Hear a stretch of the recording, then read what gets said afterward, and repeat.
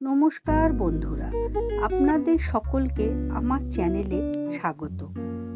তো আজকে আমি নতুন রেসিপি বলবো না, পুরাতন রেসিপি আজকে একটা নিয়ে এসেছি আপনাদের সামনে।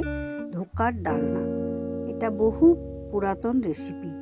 তো চলুন রান্নাটা শুরু করা যাক। তো তার জন্য আমি আগের দিন রাত্রে ছোলার ডাল ভিজিয়ে রেখেছিলাম। সকালে উঠে ভালো করে ওটাকে ধুয়ে আমি ছাঁকনিতে ছেঁকে নিয়েছি। ছাঁকনিতে ছেঁকে নেওয়ার পর আমি পুরো জলটা ঝরিয়ে মিক্সির বাটিতে দিয়ে আমি ওটাকে ভালো করে পেস্ট করে নেব। তার সাথে আমি দিয়েছি কাঁচা লঙ্কা। সেটাকে পেস্ট করে নিয়ে চলে আসার পর আমি এর মধ্যে কিছু মশলা অ্যাড করব। সেটাই হলো আপনাদের কাছে একটু নতুনত্ব। যেমন প্রথমে আমি দিয়ে দিলাম নুন, তারপরে দিলাম জিরে গুঁড়ো, তারপরে দিলাম আপনার লঙ্কা গুঁড়ো, তারপরে দিলাম ধনে গুঁড়ো,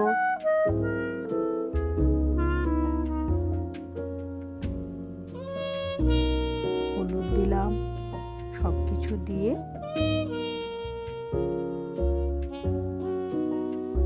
কালো জিরে দিলাম। একে একে সব কিছু দিয়ে আমি আবার এটাকে মিক্সির মধ্যে একটু ঘুরিয়ে নেব, যাতে সব মশলাগুলো একত্রিত হয়ে যায়। এতে না খেতে খুব স্বাদ হয়।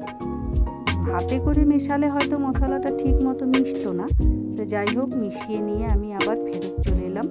তো এখানে থালাটার মধ্যে আমি আগে থেকে সাদা তেল দিয়ে একটু গ্রিসিং করে রেখেছি।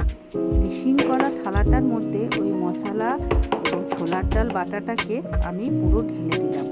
ঢেলে দিয়ে একটু থালাটাকে সেট করে নিয়ে ওটাকে একদম সমান মতো করে নিয়ে এবার একটা কড়াই চাপিয়ে ওর মধ্যে একটা ফ্রেম দিয়ে, যাতে একটু থালাটা উঁচুতে থাকে, এর মধ্যে আমি দিয়ে দেবো গরম জল, মানে ঠান্ডা জল, ওটা গরম হবে।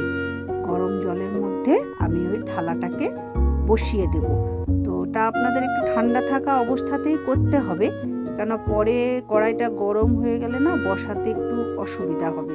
ওই জন্য আপনারা প্রথমে বসিয়ে নিয়ে তারপর গ্যাসটা জ্বালিয়ে দেবেন। এবারে একটা উপর থেকে ভালো করে সমান, চারিধারটা সমান করে দেবেন, যাতে কোন দিকটা মোটা বা পাতলা না হয়ে যায়। তারপর একটা থালা ঢাকা দিয়ে দেবেন। থালাটা চাপা দিয়ে দেওয়ার পর কিছুক্ষণ অপেক্ষা করে আমরা আবার ফিরে আসব, দেখব ওটা ঠিকমতো চারিধার থেকে সেদ্ধ হয়েছে কি না। তো মধ্যিখানে আমি একটা চামচ দিয়ে দেখলাম ওটা এখনও সেদ্ধ হয়নি, আরও কিছুক্ষণ সময় লাগবে। তো আমি আবার কিছুক্ষণ পর ফিরে এসে দেখলাম ওটা চামচ দিয়ে যে হ্যাঁ, এবারে এটা সেদ্ধ হয়ে গেছে। তো ওই গরম গ্যাসটা বন্ধ করে দেওয়ার পর গরম থালাটিকে আমি সাইডে সরিয়ে রেখে দিলাম একটুক্ষণ সেট হওয়ার জন্য। সেট করে নিয়ে আমি একটুক্ষণ পরে ওটাকে ছুরি দিয়ে পিস পিস করে কেটে নিলাম। পিস পিস করে কেটে নেবার পর আমি খুন্তি দিয়ে ওগুলোকে একটু ছাড়িয়ে নিয়ে তারপর পরে আমি রান্নাটা আবার শুরু করলাম। কড়াইটা চাপিয়ে দিলাম। তারপর সর্ষের তেলেই হবে পুরো রান্নাটা। এখানে সর্ষের তেলটা আপনারা একটু বেশি পরিমাণেই দেবেন, কেননা প্রথমে বড়াটা ভেজে নিতে হবে এবং তারপরে ওই তেলটাতেই রান্নাটা হবে। পুরো তেলটার মধ্যে ওই যে বড়া ভাজার একটা গন্ধটা থাকবে, ওটাতে টেস্টটা খুব ভালো হয়। নতুন করে আপনারা তেল দিতে পারেন, কিন্তু সেক্ষেত্রে আমি বলবো একটু তেলটা বেশি দিলে বড়াটা ভাজাও ভালো হয়, আর আপনার গ্রেভিটাতে আর আলাদা করে সর্ষের তেলের কাঁচা গন্ধও ছাড়বে না। ওই জন্য একইবারে আপনারা বেশি করে একটু তেল দিয়ে দেবেন। আমিও তাই করলাম। তেলটা দিয়ে সমস্ত ধোকাগুলোকে দুবারে বা তিনবারে আপনার যেমন পরিমাণ থাকবে পুরো আস্তে আস্তে করে এপিট ওপিট করে লাল লাল করে ভেজে আপনি বাটির মধ্যে একে একে সব তুলে রাখবেন। যে আমি সব আস্তে আস্তে করে সব একটা একটা করে দিয়ে সব তুলে রাখছি ভেজে ভেজে।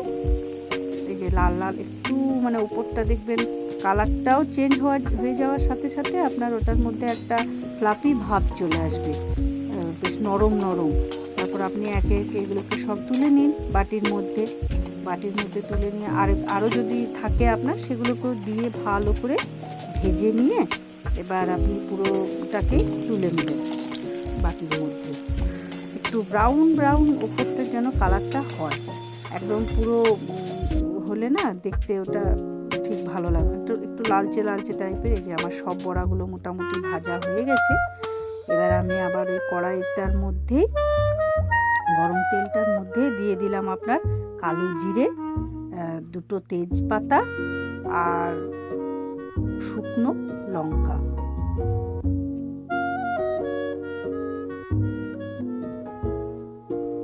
তারপরে ভালো করে মশলাটাকে একটু নেড়ে দিলাম। তারপর মধ্যে আমি দিয়ে দিয়েছি লম্বা লম্বা করে কেটে রাখা আলু। এরকমভাবে আলুটা না দেখলে বেশ ভালো লাগে, খেতেও ভালো লাগে আর দেখতেও ভালো লাগে। তো এরকমভাবে আলুটা আপনারা লম্বা লম্বা করেই কাটবেন। অনেকে বড় বড় ডুমো ডুমো পিস করেও কাটতে পারেন, আমি এরকমভাবে কেটেছি।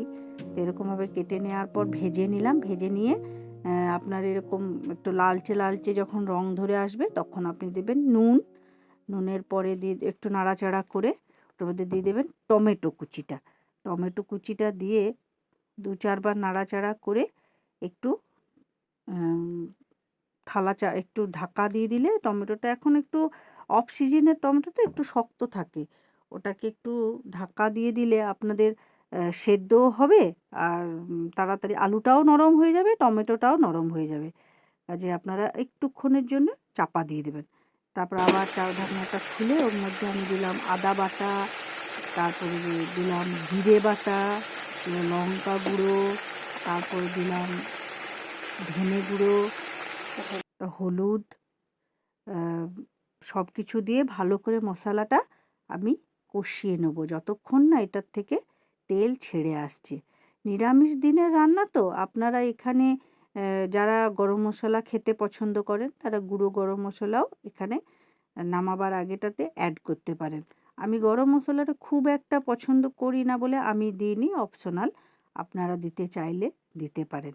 এই যে মশলাটা পুরো লেগে লেগে আসছে এবং তেলটা ছেড়ে ছেড়ে আসছে, সেই সময় আপনারা গরম জলও অ্যাড করতে পারেন, ঠান্ডা জলও অ্যাড করতে পারেন। আমি জল অ্যাড করে দিয়েছি। জল অ্যাড করে দেওয়ার পর এখানে বেশ একটুক্ষণ জলটা গরম হয়ে যাবার পর, মানে একটু বাবল, একটু বুটবুটি ওঠার পর তারপর এখানে আপনারা পুরো সব ধোকাগুলোকে একে একে ছেড়ে দেবেন।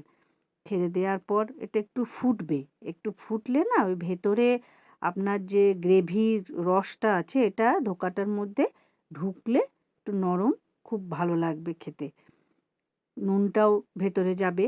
তো এবার একটু নেড়ে চেড়ে দিয়ে এই সময়টাতে আপনারা গরম মশলা চাইলে দিতে পারেন ওপর থেকে, আমি দিইনি, ঘিও দিতে পারেন যারা ঘি গরম মশলা পছন্দ করেন। ঘি গরম মশলা দিয়ে আপনারা এরকম একটু দেখবেন ভেসে ভেসে উঠেছে যখন ধোকাগুলো, একবার নেড়ে দেখতে পারেন যে সেদ্ধ হয়ে গেছে কিনা। বাস, এবার বড় একটা বাটিতে নামিয়ে নেবেন। বাটিতে নামিয়ে নিয়ে আপনারা গরম গরম ভাতের সাথে নিরামিষের দিনে পরিবেশন করুন। আর আমার চ্যানেলকে সাবস্ক্রাইব করতে ভুলবেন না। নিরামিষের দিনে ধোকার ডালনা, বেগুন ভাজা, পোস্ত, মুগের ডাল এত সুন্দর জমে যাবে না, দারুণ। আপনারা বানিয়ে দেখবেন এবং আমাকে কমেন্ট করে জানাবেন যে কেমন হয়েছে। নমস্কার।